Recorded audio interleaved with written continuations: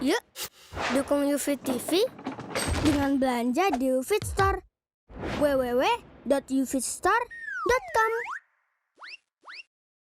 Pahala penghafal Al-Quran. Pertama, dia didahulukan untuk menjadi imam ketika sholat jamaah. Nabi SAW bersabda yang artinya, yang paling berhak jadi imam adalah yang paling banyak hafalan Al-Qur'annya. Jika dalam hafalan Quran mereka sama, maka didahulukan yang paling paham dengan sunnah. Dan seseorang tidak boleh menjadi imam di wilayah orang lain. Hadis riwayat Ahmad dan Muslim. Kedua, orang tuanya akan diberi mahkota cahaya kelak di akhirat. Nabi SAW bersabda yang artinya, siapa yang menghafal Al-Quran, mengkajinya, dan mengamalkannya, maka Allah akan memberikan mahkota bagi kedua orang tuanya dari cahaya yang terangnya seperti matahari.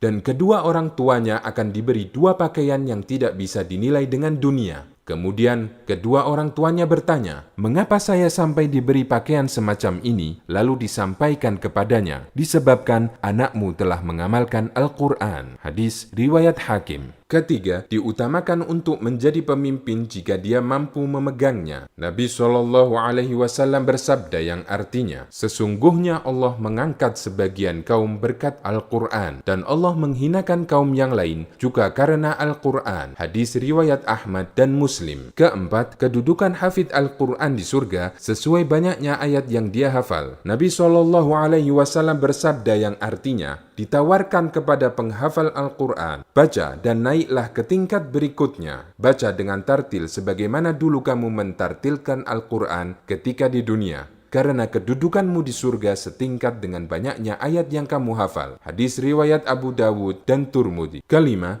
ditemani malaikat. Nabi SAW bersabda yang artinya, orang yang membaca dan menghafal Al-Quran, dia bersama para malaikat yang mulia. Sementara orang yang membaca Al-Quran, dia berusaha menghafalnya dan itu menjadi beban baginya, maka dia mendapat dua pahala.